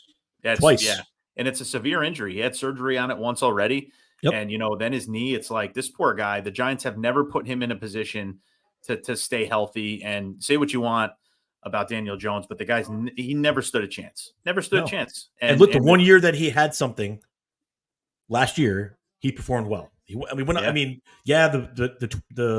say Twins. The Vikings were a bad defensively team. Defensively, the Giants were bad, or the Vikings were bad. But the Giants went on the road and won a playoff game, and that's hard to do, especially in that building, because they still had a good offense, and the Giants' defense made enough plays where they went. And Daniel Jones went on the road and he beat the Vikings, and it wasn't because of Saquon. Daniel Jones beat the Vikings. Isaiah Hodgins, baby. Hodgins, man. Yep. Hodgins. Yeah. That dude didn't drop a pass, I think, all year last year. No, he played good. He played well. He played good. Listen, as a Giant fan, I just want to see him. Doesn't matter who you put back there. I've been saying this all season. Doesn't matter. We could trade tomorrow for Lamar Jackson, and it wouldn't matter because we don't have any to protect him. Mm-hmm. That's why I wouldn't waste a pick on a quarterback. You owe so much money, and you have Tyrod Taylor, who, in my opinion, has gotten the complete shaft from the NFL. He should be a starting quarterback somewhere. And the Chargers almost killed the poor guy. Yeah, they did. They punctured. They almost killed him. Yeah, they punctured his lung with a shot of whatever the hell it was. But they were trying to cortisone, right? Because they had broken ribs or something. Yes, thank you. Yeah, then they just decided to stick it a little too far in there and almost fucking killed the guy. Whoops. Was that on purpose, right? Oh, listen, Herbert took advantage of that. You know what I mean? But I mean, the Chargers are a whole nother story. But yeah, I agree with you, Ray. Tyrod has not gotten the respect he deserves. He played very well last week. Made a couple mistakes. He could have just ran that ball in on the 2-point conversion. I think he got a little baffled there. I think he wanted to give the ball to Saquon, even though he was going back and forth. I can run it in. I'm just going to throw it to Saquon. He's right there, and it was a horrible pass. But listen, overall, Tyrod Taylor's he's the guy. For whatever reason, you got to look at the money, right? Yeah. Let's look at the investment, the shitty investment we made in Daniel Jones. We screwed that up. Yeah. Fortunately enough for the Giants, they got a guy named Tyrod Taylor who is more than serviceable to be the backup, or he could be the starter at the discounted rate that he's already at because he is a backup. Yep. Going and grabbing another quarterback means now we're going to have to end up spending more money. We're going to put more investment into a guy that we don't know about. And when you really look at things, let's face it, rookie quarterbacks stink, right? CJ Stroud is the exception. Even Trevor Lawrence, he wasn't very good. I mean, he's going to be a good player. Yeah, it takes a while. You got to have you got to have the right pieces in the right spot on the chessboard before they get anything, and they don't have that. So fix the line, deal with what you got, and then in a couple of years, if there's a guy that can throw the ball better than those two guys, then get him. Yeah, then get him. It's kind of like you ruined Saquon's career, in my opinion. Yep. You did. You beat him up. He could have been a Hall of Famer, first ballot. Yeah. And Randy does bring up a good point, and we'll round out the show here in a couple minutes. But do the Giants re-sign Barkley next year? I say unless they fix that offensive line and they go in the draft and get some good players. And again, it's never guaranteed with these rookie players, whether they're defense, offense, it doesn't matter.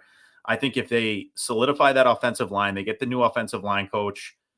I think you re-sign them for the year, and then after that, if it doesn't work out, you just let them go. And I know Giants fans have a a deep connection to Saquon. But let me tell you something. Ray hit the nail on the head perfectly. The Giants absolutely ruined Saquon's career, in my opinion. I mean, he had a couple freak injuries, the knee injury, the non-contact injury he had. Nobody's fault, right? It happens. It happens to a lot of NFL players. But if they don't do anything with that offensive line, in my opinion, I don't know if you re-sign him, because what's he going to do? He's not going to do anything for you. He can't. We can't block for him. There's never a hole for him. People blame Saquon, but people that blame Saquon obviously don't know what they're watching, because people forget to look in the middle. If there's no hole to run through, I mean, people use the stupid argument. And I've seen it already on social media, on Giants pages, where people say, "Well, Barry Sanders didn't have an offensive line." Talking about a totally different player. It's a different game. You have linebackers who can run a 4.4. Yeah, but even then, 4.4 now. Comparing anyone to Barry Sanders, that's stupid. It's like saying, "Oh, Daniel Jones can't do this," but Tom Brady didn't have an offensive line for that. He did. What? Like, you're comparing now? You can't compare Saquon Barkley. You can't compare anybody to Barry Sanders, because he's a top 2 or 3 running back of all time. And he's a generational talent. You can't compare it. You have to have a hole to run through to be successful. And listen, when Saquon gets to the edge, see you later. That's 15, 16-yard carry, easy. Yeah, if he can get to the edge, right? Every time you see him run the ball, he's running into a crowd. He's got nowhere to go. And Ray brings up a great point. You have linebackers who are basically bulked up defensive backs who can run, who have speed and size, and they will get to the running back. Perfect example. Roquan Smith is one. There you go, Roquan Smith. I mean, those guys are. You have to take into consideration who you're playing against. I mean, you can't just run the ball up the middle every single time, because people know the Giants aren't going to throw the ball. They're just going to key on Saquon all day. Just look like what the people are doing to the Chiefs.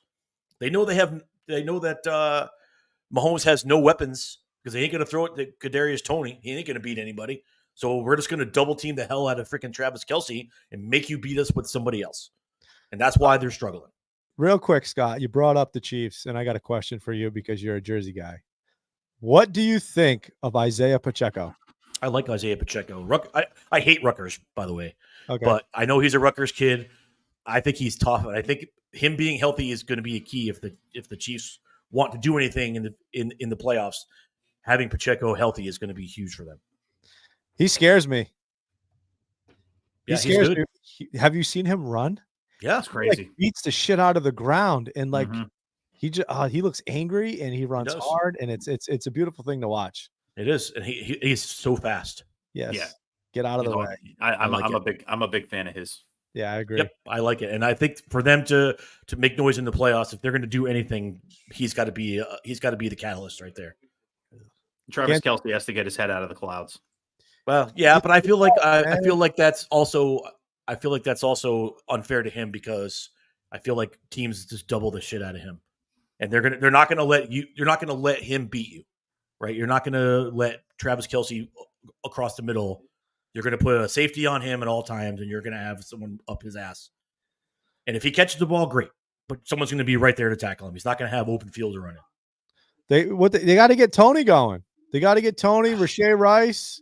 That dude's got frying pan hands. Yeah. Well, you know what? You utilize them on those little jet sweeps. Yeah. You know what I mean? But yeah, the Chiefs are not scary at all this year to me. But Chris Payne says they've been double teaming him for a few years. Yeah, but they've also had other weapons that they can beat you with.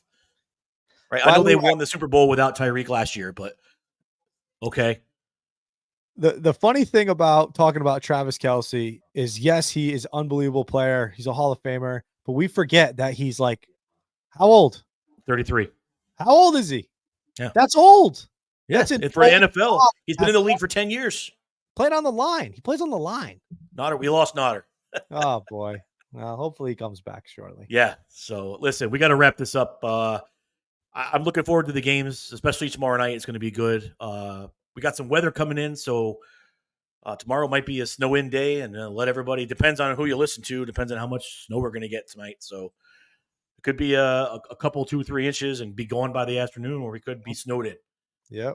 But either way, we got a full day of football. We got 2 games, one at 4:30 today. Like the Steelers play at 4:30, 4:30. And then you got the Steelers Ravens at 4:30, and then the Colts hosting the Texans at 8:30. So 8:15. either way, it's going to be good. What about Monday, Scott? Real quick before we jump off here, we got a national championship that's going to. Oh my God, I forgot.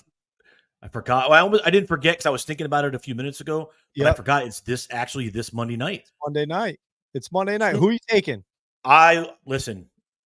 It's hard to pick against Washington and Penix because he's dealing, and I hate to say it because it makes me nauseous to say it, but I have a gut feeling that Michigan might win this game.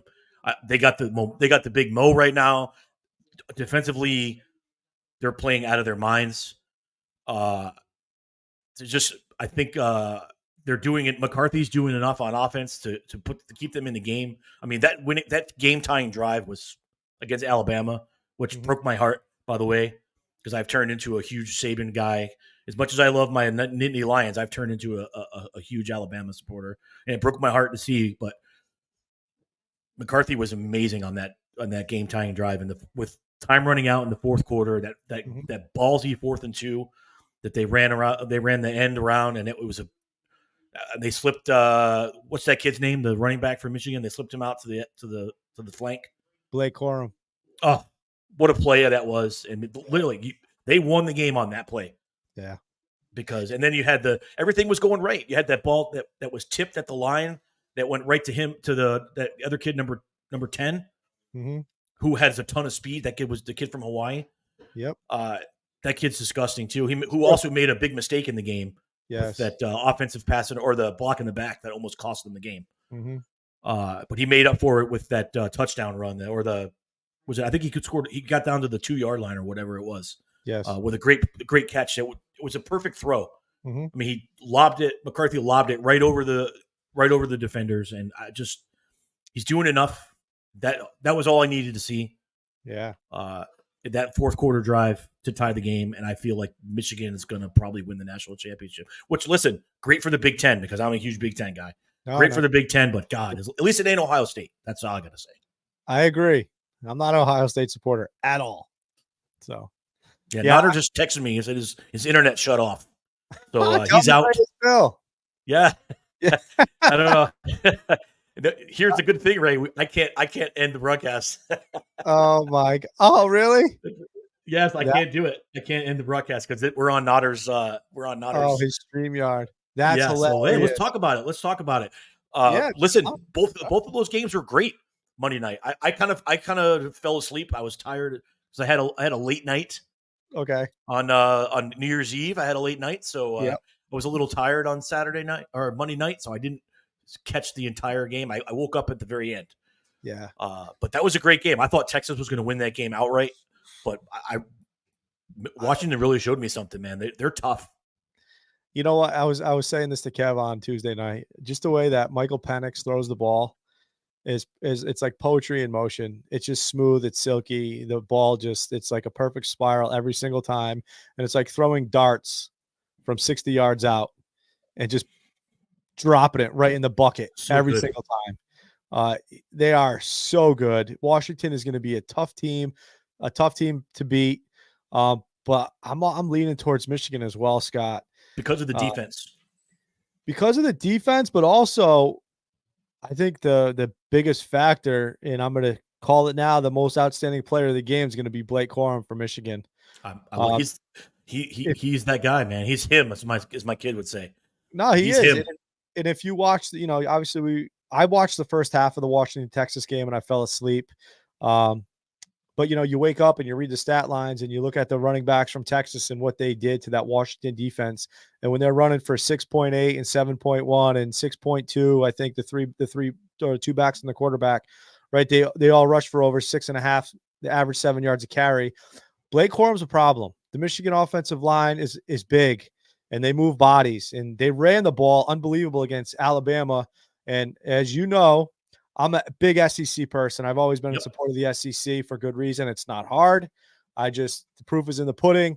The SEC has athletes all over the field. And to see what Michigan did, and I don't know why they went away from it. I have no idea why they went away from it. But when Michigan was running the ball, they controlled the entire game. They would have won by 3 scores if they Yeah. just ran the ball. Just run the ball. That's all they had to do. 3 scores, blowout. So for Washington to give up that much to Texas running backs, I really think that Washington could be in some trouble. And what do we do when we run the ball? Control the clock. Running clock. Keep Penix off the field. And you said something that I completely agree with. I agree with everything you said, but something that you said, and it's people, again, I said it earlier in the show, people lose the fact that the games are won and lost in the trenches. And Michigan's offensive line is just, I mean, they have that number 77. That kid is a literal giant. Yeah. I mean, the guy with the neck that has the big neck roll. I mean, that kid is a literal giant. He's got to be 6'5", 6'7", easy. Yeah. I don't know. That kid's disgusting. All they probably average 6'7", 330. Yeah. From left to right. And that's the key right there. I mean, having a good defense in a fantastic offensive line is everything. You can make any quarterback will look good when he's got time to throw the football. Absolutely. They got after the quarterback Monday night, and what did they have? 6-7 sacks, right? Yeah, that's unheard of against Alabama team. I mean, Alabama's offensive line didn't know what was going on. But you know what the problem was with that? And it drives me insane to watch, and I had a hard time even watching the game, was that it's not that the offensive line was giving it up. It was that the center for Alabama couldn't put the ball where the ball needed to be. I can't tell you how many times the ball either was at the ankles of Milroe, or it's over Milroe's head, or last play of the game. Every time you got to reach this, you got to move all around. It disrupts the timing of the play. And when you're back there running RPO all day long, you can't run it with a shitty center. And to know that they have a center that's playing for it's the best program in the country, cannot hike the ball to the quarterback in the biggest game of the year was completely depressing to watch. Yeah, it was sad to watch, especially because there was a couple times where Milroe actually saved it. I think it was on the touchdown drive, or maybe it was overtime when he had to reach up and to his right to stop the ball from going over his head. Yeah. And then the last play of the game, it was low and to the left. He was down and in, as they would say in the baseball world. Yeah. He had to go down and pick up the snap, and that just perfectly said it disrupted the timing. I didn't hate that play call. A lot of people are killing Saban for that play call, but that play was working all night. Yeah, with Milroe up the middle, and I thought that was a great play call. It would have worked had the snap been a good snap. I felt like it would have worked because he got a yard off the play, maybe a half a yard, but he had to lose, timing trying to go down and get the football. If that was right to him, he's catching that, taking that first step. So it was tough. We'll never know. Never know. Oh, I would have loved to see him get outside the pocket. Honestly, I would have loved to see him outside the pocket. Listen, Michigan had the edge. Their edge rushers were so good. I like that game. I don't know how you feel. I felt like that was one of the best. Forget about college. That was one of the best football games I've ever watched. Excitement on every level. Neither one of those teams were my team, but excitement on every single level. I loved it, and I wanted Michigan to lose so bad. I know. I was with you. Obviously, Roll Tide, but yeah. But listen, I have a lot of good friends that are Michigan fans, and I'm happy for them because as much as we hate on each other and we bust balls, when you see your friend's team finally win something, it's actually pretty cool. So, yep. No, I was even happy for my Red Sox fans when in 2004, after I got over the fact that we choked so bad, which I'm still not over it completely, but I still was happy for my friends who were suffering for years and years and years. So it's good to see that still. Yeah, definitely. Yep. Makes me feel good about one day my Knicks will do the same thing. Probably not. But you can hope. All we can do is be hopeful. That's what makes us fans. That's your DNA, man. You support the teams that you love, win or lose. So, but yeah, I feel I'm excited about Monday night. I completely forgot that was Monday night. This Monday, because time is just flying. Like these last 2 weeks have been a blur. Crazy between Christmas, New Year's, and now this week, and now here we are already, week 18 in the NFL, and the national championship on Monday night. So it should be good. Early too. It's not a late one. It's 7:30, so that's a reasonable time. Usually, I feel like they're at 9 o'clock, like the Super Bowl, like all the big games, But Monday night, 7:30. So that's That makes it better. You gonna talk about it tomorrow morning on the show? What are you gonna do? Yeah, we're probably gonna have to make some picks on that one. Yeah, so I don't want to spoil it for your show tomorrow, but I would go against Vegas on this one. I know that what the odds are right now. I think Washington is getting less than a touchdown. It's like 4 or 5, something like that. I don't know, 4.5. 4.5, 56.5. Yeah. So I don't know. I don't. If I had to like pick the over on that, I would go the over. I would go the over because Washington can't stop the run, and Michael Penix is the quarterback for Washington. Yeah, that's true, right? So Blake Corum's going to go nuts, and they're going to have to try to keep up. You know, and yeah. I mean, I don't know. He's the guy to do that. That one's tough. That's a great 56.5 is good. I love that. I like that. That's one of those ones where you're like, man, what do I do on that? Right? Because you could see a 28-27 game, or you could see a 33-28, something like that. Yeah. But at the same time, you could also see like 24-20. You could. I don't see that happening now. I see if points. Michigan controls the clock, you could see that. If they control the clock, yeah, you're right. They could. I mean, if they want to win, that's what they're going to have to do. This could be like a USC Texas, college football final. That was up there with one of the greatest football games I've ever watched. But I thought Monday night was better than that. Yeah, see, that's number one for me. It's there. It's 1A. Yeah, when you said that was the greatest for you, I immediately thought of Vince Young, Reggie Bush. Yeah, Vince Young and Reggie Bush and Matt Leinart. Oh, man. Matt Leinart. Imagine all the great players in that football game. Yeah, I remember that. All right, I'll go back. We'll say the Alabama Michigan was 1A. How's that? Yeah. No, listen. Either way you go, it's a win because it's great football. Good.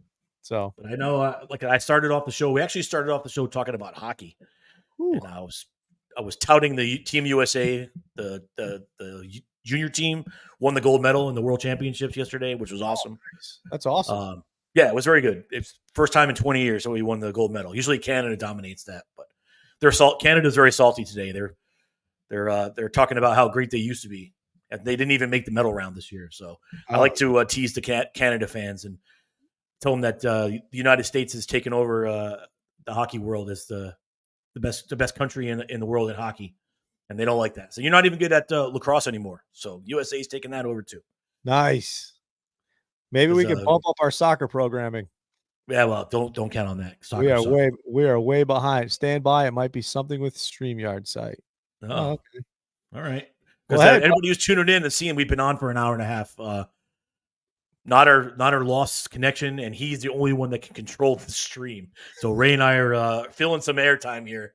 Yeah, talking about. Hey, let's talk about a little college basketball. Who do you like this year? How do you feeling about the Huskies? Honestly, I like them. I like them, and they're battling, right? Because teams when you're the national champs, man, you get everybody's best shot. Mm-hmm. And teams of Seton Hall, that game, that's a game they should have won. They got blown out. Yeah, Seton Hall controlled the whole game, but at the same time, Clingan did go out. No, they're good. They're they have a guard that's very good. One of their guards, he's going to be an NBA player. Player. He looked great. I can't think of the guy's name, but I'm watching him like, wow. They could not stop him. And he was just making good decisions on the court. But the biggest thing I feel like for UConn that game was obviously with Clingan going out. Yep. That dude is such a difference maker on the court. Absolutely. Like we will not win a natty without him. We need him. We will not win a natty. Absolutely.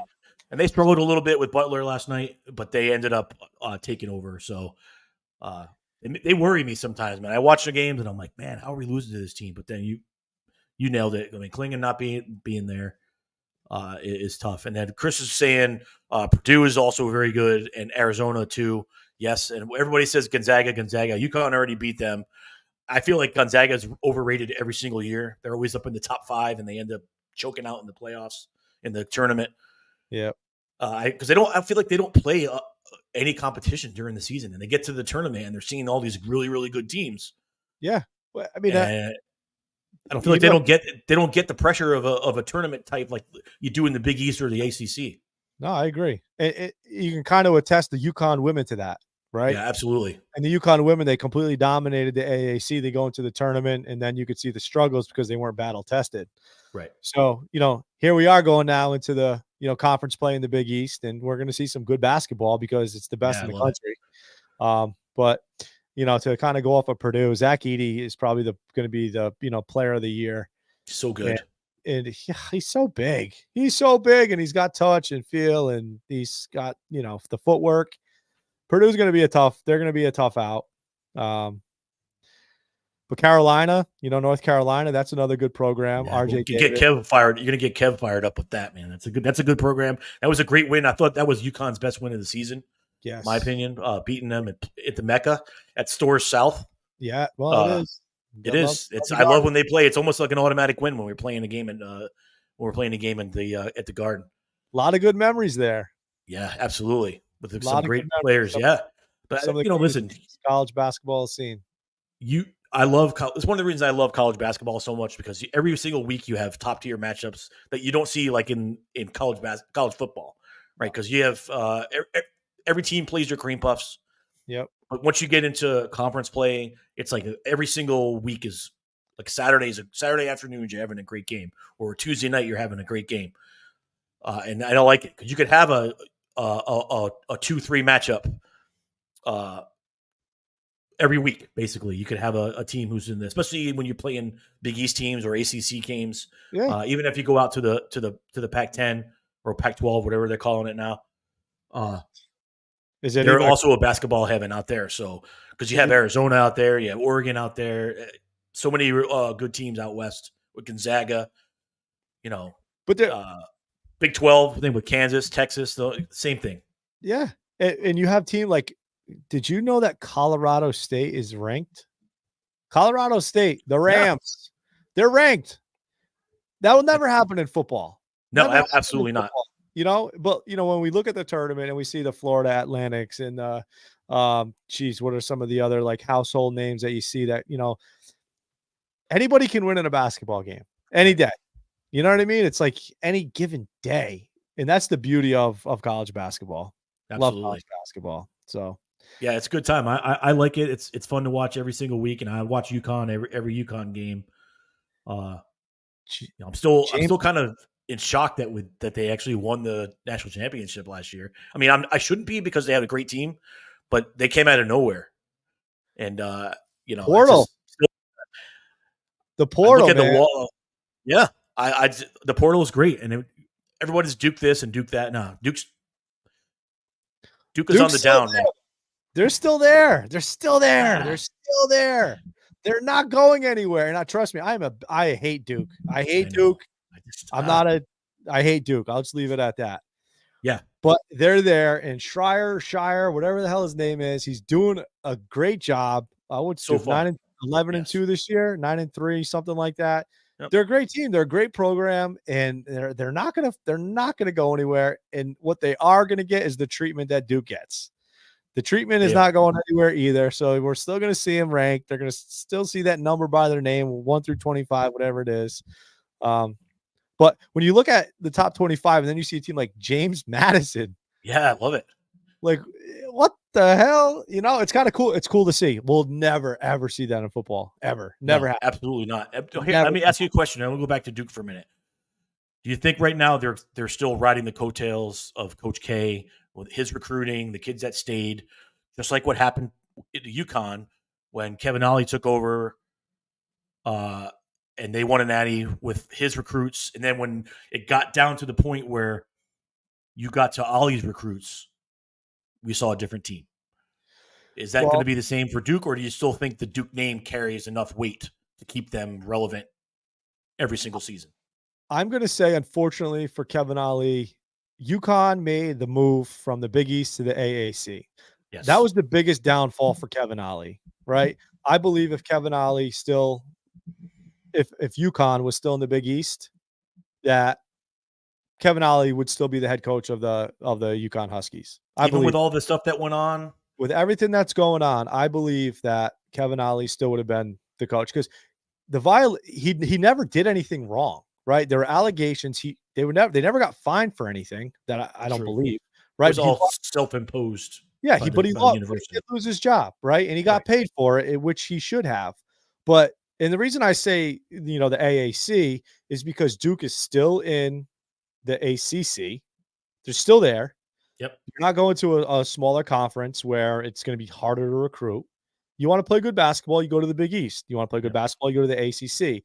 So Duke is still the magical Duke, and they're still in the same conference that they've been in. So as far as them losing compared to UConn, what UConn lost, I do not see that happening. That was a big fall for you. I mean, it was. They fell down to the ashes. I mean, they were so bad. It was terrible. But I said it, and I didn't think it was going to happen as soon, but I said it when they hired Hurley. I said, he's going to bring UConn back. I like what he brought. He'll bring the program back, and they'll win an Natty with him. I just didn't think it would be as quick as it was. Yeah, no. And I'm happy for it. Don't get me wrong. I'm thrilled. I think he's a fantastic coach. I love him. He's a perfect coach for UConn. Mm-hmm. I knew that he was going to eventually bring that program back because, I mean, the bloodlines. You can forget about look what he's got. His father is a legend in New Jersey. Yes, his brother was a legend at Duke. So I mean, it's just a legendary coach and a legendary family. And I thought it was a great hire by UConn, and obviously it's already paid off, bringing another natty and maybe more to come. So yeah, hey, that's just fantastic. Back. Hey, Notter's back, baby. Let's go. Right, okay, all right. You got to hit the mute button, and then no. Yeah, no, it is great to see UConn, though.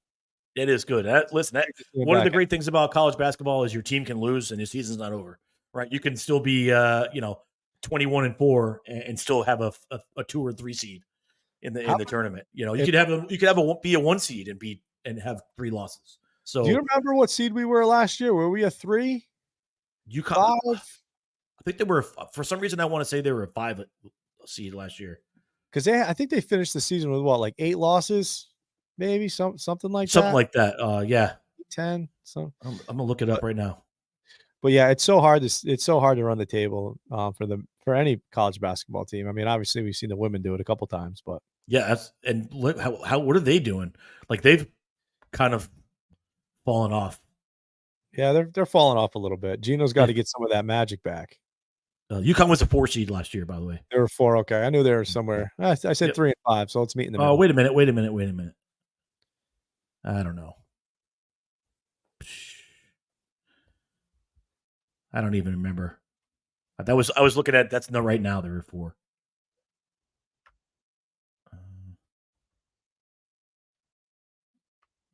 It doesn't even tell you. I'm reading about the tournament. It doesn't even tell you. They were 4. They were the 4 seed. You were the 4 seed, yeah.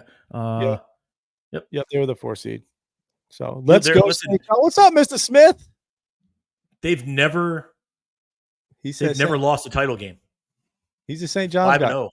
5-0. 5-0 in title games. And I'll say that we've been lucky to see all 5 of them. That's correct. And listen, nothing will ever beat that first one. 1999. I know exactly where I was. I know exactly. 99. Yeah, 99 was against Duke, and I remember watching that, and that was awesome. And then we had when they beat Georgia Tech, that was an absolute disgrace. That game was a disgrace. They won by like 60 points. Right?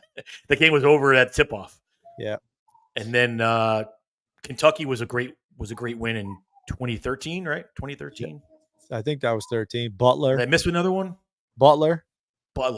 That was the Butler year. I think that was 07, maybe. Yeah. 04. Yeah, that was. Yeah, absolutely. Yeah, it was 07, and then you had Kentucky, and then last year. Honestly, you know what the hardest thing is? It's tough being a Red Sox, Patriots, UConn, because fortunately enough for me, I'm lucky. There's a lot of years of championships with those 3 teams. You know what I mean? And you add the Celtics won a championship in there too. So I don't keep track of the Celtics. I'm not a Boston Celtics guy. All right. But I mean, still for New England sports. I mean, New England sports are freaking unbelievable. Giants. The Bruins won a Super Bowl. Yeah. The Bruins won a Stanley Cup. Yeah. All of it. Yeah.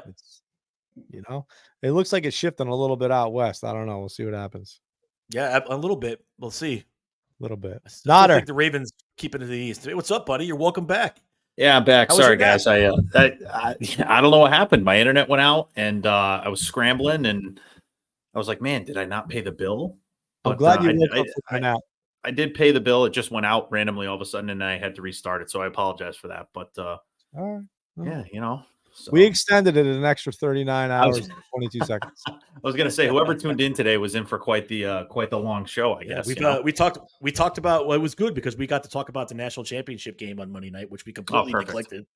Because we're so wrapped up in baseball and in the NFL Week 18, we completely forgot about the national championship game. So we did discuss that. We've been talking about some college basketball and how great that's been over the last few years as well. So awesome.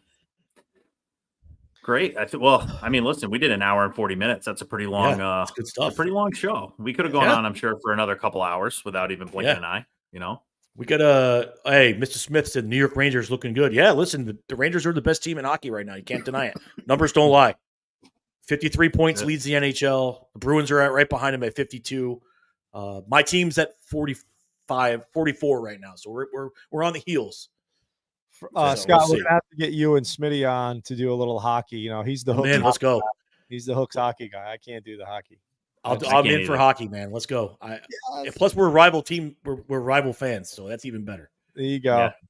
Scott and Smitty would be good on the hockey 1s and 2s for sure. So you guys are gonna have to do a hockey show one of these nights. Yes. Let's go. Yeah, I nominate. Guys, we need to get a live stream in. Let's do it. Yeah, I was wondering. I think I'm gonna be in Maine. I'm supposed to go to Maine for a class. Supposed to leave tomorrow. I don't know if that's going to actually happen or not. I don't really feel like planning on driving in this mess that we're going to have. But I think definitely one of the NFL playoff games. We should do a live stream. I think. Yeah, that'd be fun. Get all of us on. Get 5-6 of us on, and we'll watch the game and yell at each other. Maybe Championship Sunday. What do you think? I think that's a great idea. Yeah, Championship Sunday. That gives us time to plan it. Championship Sunday. We do a big the Hook and Scotzo and Notter show. Championship Sunday live stream. We get the boys on. We have a whole bunch of us, and we watch the game. That gives us time to set up and build up the hype. What do you think? For sure. We'll build Notter's got to get on the function of the the overlay and I gotta fix it. Can you go up to 9 on yours? I think I can go up to 9 or 10. Yeah. Yeah. All right. Yeah. Okay. Good. Yep. Absolutely. So. All right, boys. Well, listen, we had a good show today. Sorry, I was MIA for about 20 minutes until this got fixed, but overall, good show. We had a lot of fun. We got a lot going on today. Football. We'll wait and see if maybe some more MLB stuff happens, but overall, good show. And guys, I mean, you heard it here. If you're watching, we're going to be doing a live stream on Championship Sunday. We'll get all the details and everything like that out for you. And who knows? Maybe if some people are watching and they want to hop on real quick, we can just send them a quick link and they can hop on for a little bit and go from there. Yep, it'll be awesome. Smitty's in. We got 4 automatic. Bada bang. I gotta work tonight, so I'll be. There's no TVs in the brewery, so I'll be watching on this. I'll have it on this my little device tonight, baby. Perfect. Oh, hey, Smitty's a Knicks fan too, Friar. Let's go, baby. I'm repping today, Smitty. Let's go. Let's try to get a hook show in with all of us on one screen. That would be good. Absolutely. I'm down. Absolutely. Sweet. All right, guys. Maybe Tuesday night. I'm in. Maybe Tuesday night. I'm getting my wisdom teeth pulled on Monday, so I'm not sure how that's going to work out. But no, that's probably not a good idea then. No. Yeah, you're not gonna be on the mic there, buddy, for a couple days. No. What if I take? Well, dude, it's worse when you get older. Like when you get older, I got mine pulled when I was younger, but I think the recovery time's a little longer when you hold off on it. Yeah. Well, maybe I'll just eat a bunch of whatever they give me painkillers, and I'll just have a good time. That's true.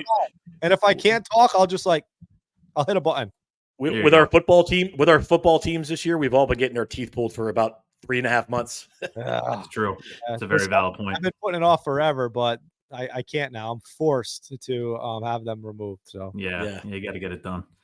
All right, guys. Well, listen to stand by for some more news later in the next coming weeks as far as Championship Sunday goes for the Hook and Scotzo and Notter show live stream. This should be a lot of fun, and then I'm sure next week or the week after we'll get some more shows in for you guys. So thank you everybody who stopped in on this last minute Saturday morning show. Hello. And hopefully, hey Ray, good luck with your wisdom teeth, buddy. That's I'm gonna hold up signs. Chris Payne said hold up signs. Get a whiteboard and just write stuff down, and then you can hold it up in front of your camera. I won't get hooked, Smitty. I don't get hooked. All right, guys. Well, thanks for tuning in. We appreciate you all for hanging out with us for the past hour and 44 minutes. And we'll talk to you guys next week. All right. Thanks, guys. Later. All right.